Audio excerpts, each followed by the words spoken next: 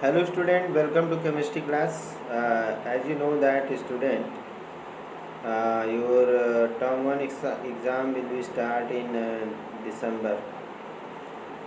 Now we will focus fully on the term 1 syllabus, and we are starting once again revision.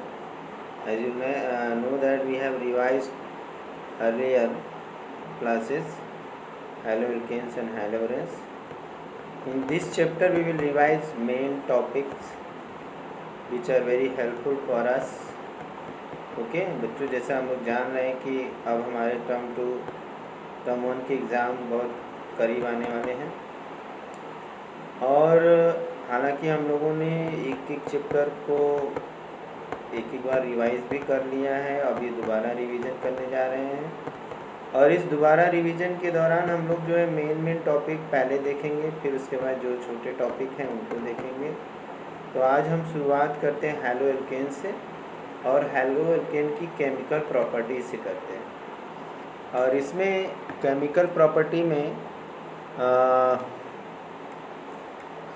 हमें three type के reactions को पढ़ने हैं। एक तो हमारा रिएक्शन है nucleophilic reaction, electrophilic reaction and reaction with the metal. Okay, अब इलेक्ट्रोफिलिक रिएक्शन न्यूक्लियोफिलिक रिएक्शन क्या होता है? Nucleophilic substitution reaction, substitution by nucleophile. क्या पढ़ेंगे?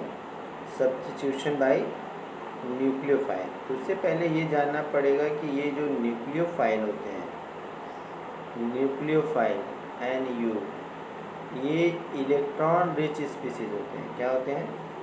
जो हमने यहाँ पे डिनोट किया है NU डॉट डॉट माइनस, ये न्यूक्लियोफाइल को बताया है। और जो न्यूक्लियोफाइल्स होते हैं वो न्यूक्लियस लविंग होते हैं। अटैक कहाँ करते हैं? पॉजिटिव सेंटर पे, जहाँ पे इलेक्ट्रॉन की डेंसिटी एकदम कम होती है वहाँ पे ये अटैक करते हैं। जहाँ पॉजिटिव सेंटर होता है वहाँ पर अटैक करते हैं, इसलिए हम इनको न्यूक्लियोफाइल्स कहते हैं। ये न्यूक्लियोफाइल्स जो होते हैं वो हमेशा कहाँ अटैक करते हैं? सबस्ट्रेट मॉलिक्यूल पे, जहाँ पे इलेक्ट्रॉन की डेंसिटी बहुत कम होती है या वो स्पेस जो होता है वो इलेक्ट्रॉन डिफिशिएंट होता है। They attack at the part of the substrate molecule which is electron deficient।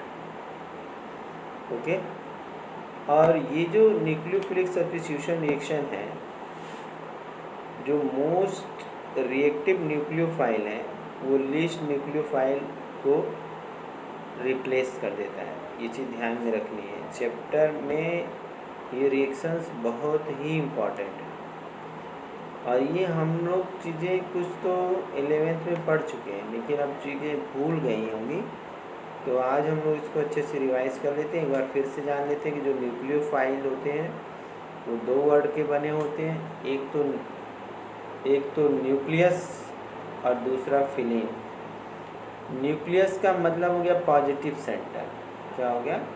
Positive centre. और फिलिन का मतलब लव। यानी कि ये जो न्यूक्लियोफाइल हैं हमेशा अटैक वहाँ करते हैं जहाँ पे इलेक्ट्रॉन की डेफिशिएंसी होती है। इट मीन्स कि इनके पास इलेक्ट्रॉन जो होता है बहुत ज़्यादा होता है। इनके पास इलेक्ट्रॉन क्या होता है? बहुत ज़्यादा होता है। तो इस तरह से ये अटैक वहाँ करते हैं जहाँ पे इलेक्ट्रॉन की डिफिशिएंसी होती है, आसानी से अटैक हो जाते हैं। और ये रिप्लेसमेंट रिएक्शन भी अगर करते हैं तो वहाँ पे ये खुद जो है मोस्ट रिएक्टिव होते हैं और अपने से लेस रिएक्टिव को वहाँ से रिप्लेस कर देते हैं। मोस्ट रिएक्टिव होते हैं और अपने से लेस रिएक्टिव को क्या करते हैं? रिप्लेस कर देते हैं। ओके, आई होप ये बात समझ में आ गई होगी। चलिए अब नेक्स्ट पे चलते हैं, अगला देखते हैं हम लोग क्या है।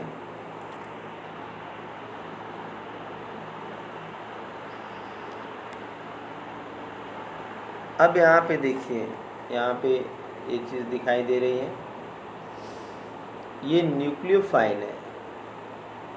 और यहाँ पे हैलोजन है। हम लोग क्या पढ़ रहे हैं? हैलोरेंस पढ़ रहे हैं। हम लोग हैलोरेंस एल्केन्स पढ़ रहे हैं। और हैलो एल्केन का हम लोगों ने प्रिपरेशन बना लिया, कर लिया है। प्रिपरेशन से हमने हैलो एल्केन बना लिया। अब हम उसकी प्रॉपर्टी पढ़ रहे हैं। अब न्यूक्लियोफिलिक सब्स्टिट्यूशन रिएक्शन पढ़ रहे हैं, तो न्यूक्लियोफाइल किस तरह से जो है कि रिप्लेस करेगा। तो यहाँ पे देख रहे हैं ये न्यूक्लियोफाइल है। हमारा हैलोजन भी एक न्यूक्लियोफाइल का काम करता है, लेकिन हैलोजन अटैकिंग न्यूक्लियोफाइल से क्या है, वो लिस्ट रिएक्टिव है। वो क्या है? लिस्ट रिएक्टिव है। न्यूक्लियोफाइल हमारा रिएक्टिव, मोर रिएक्टिव है, और जो हमारा हैलोजन लिस्ट रिएक्टिव है, तो ये इसको आसानी से रिप्लेस कर देता है इस तरह से। ओके। एक चीज़ हमेशा ये ध्यान रखना है कि जिस कार्बन से न्यूक्लियोफाइल अटैच होता है वो भी sp3 हाइब्रिडाइज होता है, sp3 हाइब्रिडाइज। और जिस कार्बन से हैलोजन अटैच होता है वो भी sp3 हाइब्रिडाइज होता है। ठीक है, वो भी क्या होता है? sp3 हाइब्रिडाइज होता है। तो सब्स्टिट्यूशन के लिए ज़रूरी क्या है कि कार्बन sp3 हाइब्रिडाइज होना चाहिए। और सब्स्टिट्यूशन इसको क्यों बोलते हैं? क्योंकि मोस्ट रिएक्टिव लेस रिएक्टिव को क्या करता है? रिप्लेस कर देता है। तो इसको हम सब्स्टिट्यूशन रिएक्शन बोलते हैं। लेकिन अगर यही सब्स्टिट्यूशन किसी न्यूक्लियोफाइल के थ्रू हो रहा है तो उसको हम न्यूक्लियोफिलिक सब्स्टिट्यूशन बोलेंगे। उसको हम क्या बोलेंगे? न्यूक्लियोफिलिक सब्स्टिट्यूशन बोलेंगे। ठीक है। अब इस न्यूक्लियोफिलिक सब्स्टिट्यूशन में जिसका सब्स्टिट्यूशन होता है उसको हम लीविंग ग्रुप कहते हैं। यहाँ पे जैसे यहाँ पे X है तो इसको हम लीविंग ग्रुप कहेंगे, और जो यहाँ पे जुड़ रहा है उसको हम अटैकिंग ग्रुप बोलेंगे। उसको क्या बोलेंगे? अटैकिंग ग्रुप बोलेंगे। ठीक है। अब हम लोग यहाँ पे देखेंगे कि कुछ ऐसे कॉमन न्यूक्लियोफाइल्स हैं जो कि रिप्लेस करके एक पर्टिकुलर प्रोडक्ट बनाते हैं। ओके, चलिए उसको देख लेते हैं हम लोग कौन कौन से हैं। ओके, कौन कौन से हैं इसको हम देखते हैं। तो अब यहाँ पे हम लोग देखेंगे कि कौन कौन से न्यूक्लियोफाइल हैं जो सब्स्टिट्यूट करते हैं। जैसे यहाँ पे देखिए, अगर हम रिएजेंट के रूप में NaOH लेते हैं, क्या लेते हैं? NaOH लेते हैं। ठीक है। अगर हम रिएजेंट के रूप में NaOH लेते हैं, ओके, तो हम बता रहे थे कि जैसे कि अगर हम NaOH को यहाँ पे लेते हैं या KOH ले लेते हैं, एक्वस KOH, क्योंकि अगर हम एल्कोहलिक KOH लेंगे तो एलिमिनेशन हो जाएगा, और एक्वस KOH लेंगे तो क्या होगा?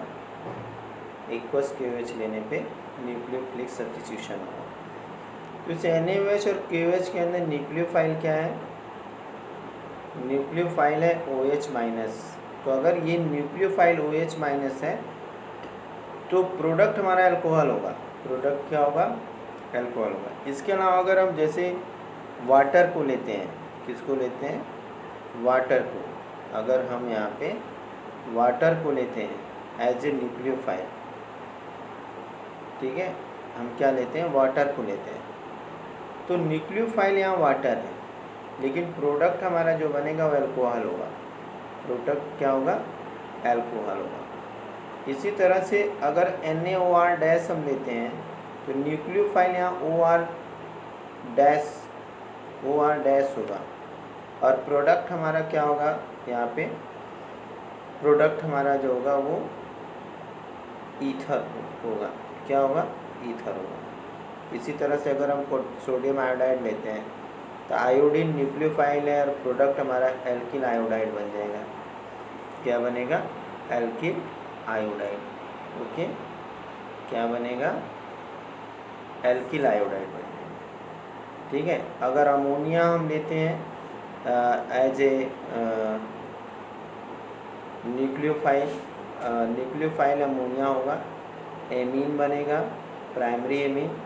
इसी तरह से अगर प्राइमरी एमीन को अगर न्यूक्लियोफाइल की तरह लेंगे तो सेकेंडरी एमीन बन जाएगा, और सेकेंडरी एमीन को न्यूक्लियोफाइल की तरह से लेंगे तो टर्सरी एमीन बन जाएगा। इसी तरह से अगर हम पोटेशियम साइनाइड लेते हैं तो इसमें जो साइनाइड आयन होगा वो न्यूक्लियोफाइल का काम करेगा, तो एल्किल साइनाइड बनेगा या एल्किल नाइट्राइल बनेगा। क्या बनेगा?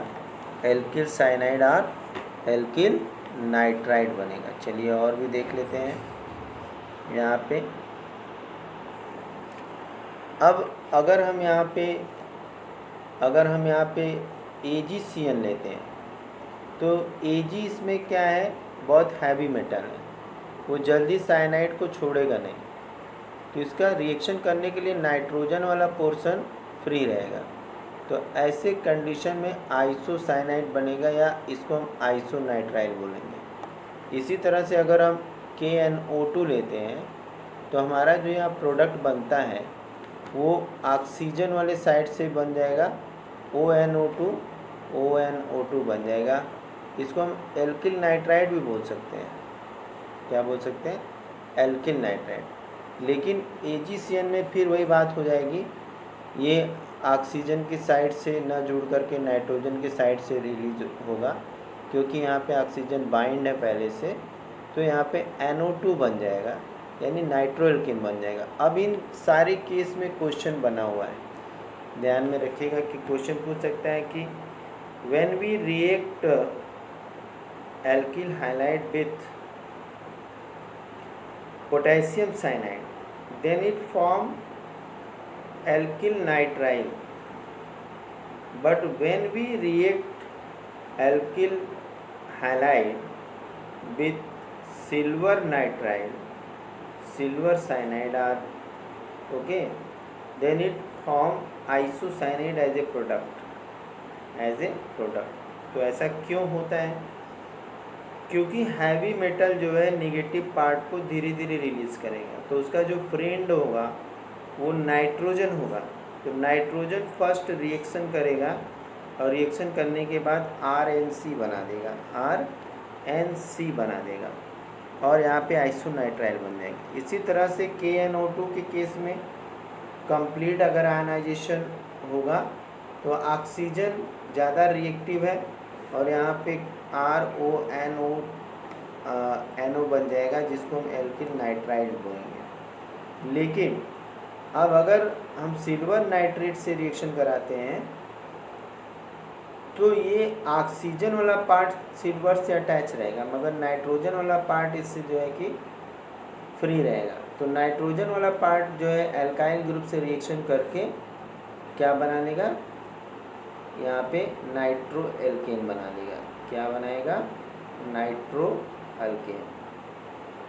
ये हमारा है नाइट्रो एल्केन, ठीक है। अब सेम इसी तरह से जो भी हम ग्रुप लेंगे, जैसे कि हम यहाँ पे सिल्वर एसीटेट लिए तो एसीटेट न्यूक्लियोफाइल का काम कर रहा है और यहाँ पे एस्टर बना देगा। इसी तरह लिथियम एल्युमिनियम हाइड्राइड यूज करेंगे तो हाइड्रोजन निकलेगा, एल्केन बन जाएगा। अगर यहाँ पे कोई मेटल के साथ लेते हैं तो एल्काइल ग्रुप होगा तो हाइड्रोकार्बन बन जाएगा। तो इस तरह से हमने यहाँ पे वेरियस टाइप के जो है कि न्यूक्लियोफाइल हमने देखा, उनके प्रोडक्ट देखा कि क्या क्या उनके प्रोडक्ट बन सकते हैं। अब इस कॉन्सेप्ट को ध्यान में रखना है। क्यों ध्यान में रखना है?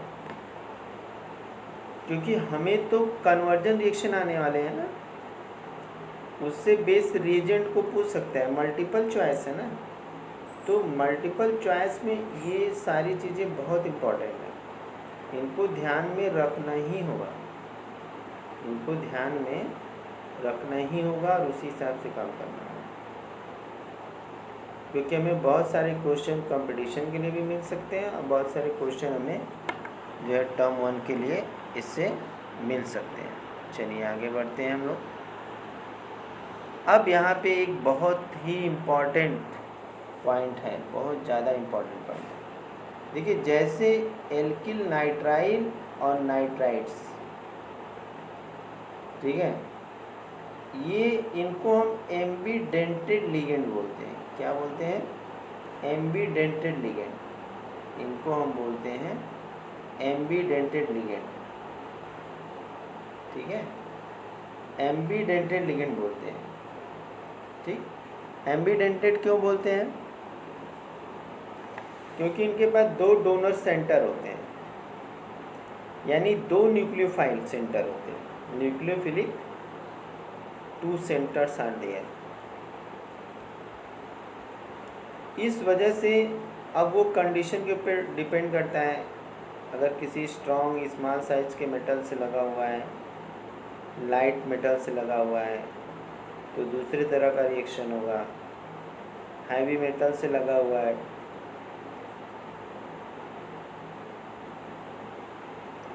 तो रिएक्शन दूसरी तरह से होगा।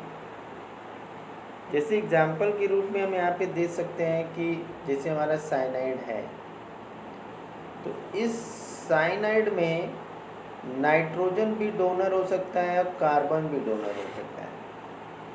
अगर नाइट्रोजन के थ्रू से लिंकेज हुआ तो आइसोसाइनाइड बन जाएगा, और अगर कार्बन की साइड से लिंकेज हुआ तो साइनाइड बनेगा। गुड, क्या बनेगा? साइनाइड बनेगा। तो एम्बीडेंटेड न्यूक्लियोफाइल्स क्या होते हैं? जहाँ पे टू न्यूक्लियोफिलिक सेंटर होते हैं, जहाँ पे टू न्यूक्लियोफिलिक सेंटर होते हैं, उनको हम क्या कहते हैं बच्चों? उनको कहते हैं एम्बीडेंटेड। ठीक है, अभी क्वेश्चन में पूछ सकता है कि which one of following is the ambidented nucleophile, या ऐसे क्वेश्चन पूछ सकता है कि cyanide is first option, monodent, dident, ambident, none of these, किस तरह का न्यूक्लियोफाइल होता है? तो ऐसा नहीं, जहाँ पे भी दो डोनर सेंटर होंगे, यानी दो लोन पेयर देने वाले जहाँ भी होंगे, वो सब एम्बीडेंटेड लिगेंड होंगे। मगर देने वाले दो डिफरेंट एटम होने चाहिए, देने वाले दो डिफरेंट एटम होने चाहिए। ठीक है, क्या होने चाहिए? दो डिफरेंट एटम होने चाहिए। इस बात को ध्यान में रखना है। चलिए अब हम लोग आगे की ओर बढ़ते हैं। एम्बीडेंटेड लिगेंड, जैसे अब यहाँ पे एक क्वेश्चन पूछा हुआ है, क्वेश्चन पूछा हुआ है, क्या क्वेश्चन कह रहा है? क्वेश्चन कह रहा है कि haloalkanes react with potassium cyanide to form alkyl cyanide, okay, but silver cyanide form isocyanide as the chief product. यानी जब हैलो एल्केन पोटेशियम साइनाइड से रिएक्शन कर रहा है तो जो मेन प्रोडक्ट है वो एल्किल साइनाइड है, लेकिन अगर वही जो है कि हैलो एल्केन सिल्वर नाइट्राइड से रिएक्शन कर रहा है, सिल्वर साइनाइड से रिएक्शन कर रहा है, तो आइसोसाइनाइड बन रहा है। क्यों? सोचने वाली बात है। सोचना क्या है? कुछ नहीं है। पोटेशियम साइनाइड जो होता है वो आयनिक टाइप का है। क्या है? आयनिक कंपाउंड है, और उसका कंप्लीट डिसोसिएशन होगा, कंप्लीट आयनाइजेशन होगा। किसमें? पोटेशियम में और साइनाइड आयन में। तो अब एल्काइल ग्रुप से रिएक्शन करने के लिए फ्री है कार्बन एंड। कार्बन एंड क्या है? फ्री है। तो आसानी से एल्काइल ग्रुप कार्बन से जुड़ जाएगा और एल्किल साइनाइड बन जाएगा। लेकिन जो हमारा हैवी मेटल साइनाइड है, चाहे सिल्वर साइनाइड हो, चाहे मर्क्यूरस साइनाइड हो, चाहे ऑरिक साइनाइड हो, तो ऐसे केस में जो हैवी मेटल साइनाइड होते हैं उनका कंप्लीट आयनाइजेशन नहीं होता है। और जब कंप्लीट आयनाइजेशन नहीं होता है तो ऐसे कंडीशन में जो पार्ट फ्री होता है वो पहले रिएक्शन कर लेता है। अब जैसे सपोज करिए कि सिल्वर से साइनाइड जुड़ा हुआ है, AgCl, ओके। अब ये वाला पार्ट जो है जल्दी टूटने वाला नहीं है, मगर यहाँ नाइट्रोजन फ्री है। नाइट्रोजन क्या है? ये नाइट्रोजन फ्री है। किसके लिए? रिएक्शन के लिए। तो सबसे पहले एल्काइल ग्रुप नाइट्रोजन वाले पार्ट से जुड़ जाएगा।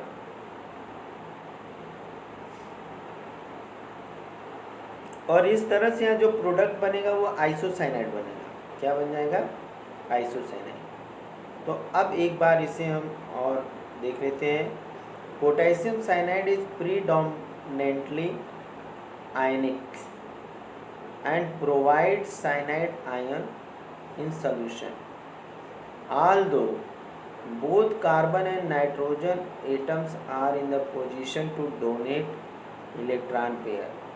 ऐसे में कार्बन और ऑक्सीजन कार्बन और नाइट्रोजन दोनों ही अवेलेबल हैं रिएक्शन करने के लिए,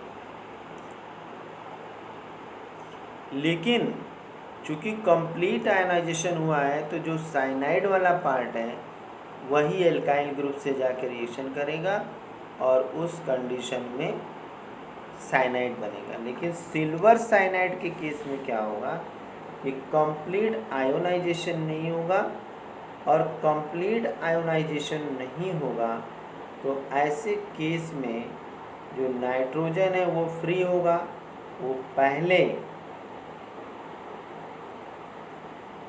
एल्काइल ग्रुप से रिएक्शन कर लेगा और रिएक्शन करने के बाद जो सिल्वर है उसे छोड़ देगा। तो अब इस तरह से हमारा जो प्रोडक्ट बन जाएगा वो RNC बन जाएगा। क्या बन जाएगा? RNC, alkyl isocyanide. क्या है? Alkyl isocyanide. तो क्वेश्चन का आंसर क्लियर हो गया। पोटेशियम साइनाइड का कंप्लीट आयनाइजेशन होता है, तो कार्बन अवेलेबल है एल्काइल ग्रुप से रिएक्शन करने के लिए। सिल्वर साइनाइड का कंप्लीट आयनाइजेशन नहीं होता है, तो नाइट्रोजन अवेलेबल होता है एल्काइल ग्रुप से रिएक्शन करने के लिए। और जब एल्काइल ग्रुप से रिएक्शन हो जाता है नाइट्रोजन का, तो अब वो आइसोसाइनाइड बना लेता है। क्या बनाता है? आइसोसाइनाइड बना लेता है, क्योंकि नाइट्रोजन वाला पोर्शन फ्री है, कार्बन वाला पोर्शन क्या है? फ्री नहीं है, वो हमारे साइनाइड पार्ट से लगा हुआ है। साइनाइड पार्ट से क्या है? लगा है, क्योंकि जो AgCN के बीच बॉन्डिंग है वो कोवेलेंट नेचर की है, जबकि पोटेशियम साइनाइड में जो हम लोगों ने बॉन्डिंग पढ़ी वो आयनिक नेचर की थी। तो आयनिक बॉन्ड एक्वस सोल्यूशन में जल्दी टूट जाएगा, लेकिन कोवेलेंट बॉन्ड जल्दी नहीं टूटेगा। तो जो पोर्शन अवेलेबल होगा वो उस पोर्शन से पहले रिएक्शन हो जाएगा। सिंपल सी बात है। तो सिल्वर और साइनाइड में कार्बन और सिल्वर के बीच का बॉन्ड बहुत स्ट्रॉन्ग है, जल्दी टूटेगा नहीं। लेकिन जब नाइट्रोजन वाला पार्ट रिएक्शन कर जाएगा तब बॉन्ड टूट जाएगा, और इस तरह से आइसोसाइनाइड बन जाएगा। एक बार ये अगर पूछे कि पोटेशियम साइनाइड रिएक्शन करेगा तो क्या बनेगा? पोटेशियम साइनाइड रिएक्शन करेगा तो एल्किल साइनाइड बनेगा, और एल्किल हाइलाइड से अगर सिल्वर साइनाइड बनेगा, रिएक्शन करेगा तो क्या बनेगा? Alkyl isocyanide. ठीक है,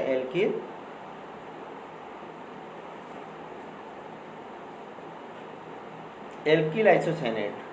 अब ये हमें पता है कि साइनाइड, आइसोसाइनाइड जो होता है very dangerous to the cyanide part. Okay, तो हमने ये क्लियर कर लिया कि जिसका कंप्लीट आयनाइजेशन होगा उसमें रिएक्शन डिपेंड करेगा कि कौन फर्स्ट रिएक्शन कर लेता है। जहाँ कंप्लीट आयनाइजेशन नहीं होता है वहाँ पे जो फर्स्ट अवेलेबल होगा वो रिएक्शन करेगा। ठीक है, तो उस समय हमें डिफरेंट प्रोडक्ट मिलेंगे। ओके, चलिए हम नेक्स्ट पॉइंट पे आगे बढ़ते हैं।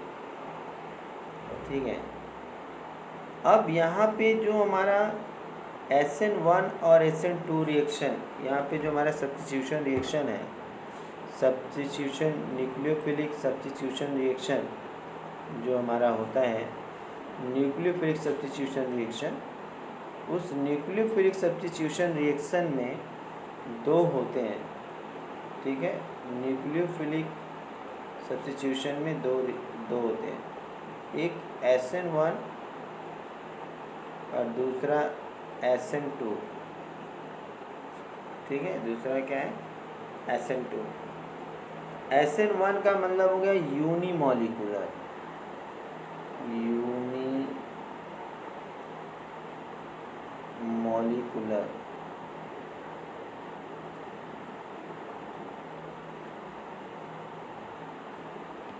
इसको यूनिमॉलिक्यूलर कहते हैं, क्योंकि यहाँ पे जो रेट ऑफ रिएक्शन होता है केवल एक सबस्ट्रेट के ऊपर डिपेंड करता है। किसके ऊपर डिपेंड करता है? ध्यान से सुनिएगा, SN1 यूनिमॉलिक्यूलर, तो रेट ऑफ रिएक्शन किसी एक की कंसंट्रेशन पे डिपेंड करता है, और SN1 के केस में सबस्ट्रेट पर ही डिपेंड करता है। किसके ऊपर करता है? सबस्ट्रेट में, ठीक है। SN2 में बाईमॉलिक्यूलर है, इसको हम क्या कहेंगे? बाईमॉलिक्यूलर, ठीक है, बाईमॉलिक्यूलर कहेंगे। क्यों? क्योंकि एक कंडीशन ऐसी आती है जब लीविंग और अटैकिंग ग्रुप दोनों लगे होते हैं, और कंसंट्रेशन, जो रेट ऑफ रिएक्शन है वो दो के कंसंट्रेशन पे डिपेंड करता है, एक तो न्यूक्लियोफाइल और दूसरे सबस्ट्रेट। जबकि SN1 में क्या है? वो सबस्ट्रेट के कंसंट्रेशन पे डिपेंड करता है, क्योंकि जब तक सबस्ट्रेट ब्रेक नहीं करता तब तक न्यूक्लियोफाइल अटैक नहीं करता है। लेकिन SN2 के केस में क्या होता है? एक तरफ न्यूक्लियोफाइल जुड़ा होता है, एक तरफ इलेक्ट्रोफाइल जुड़ा होता है, ठीक है।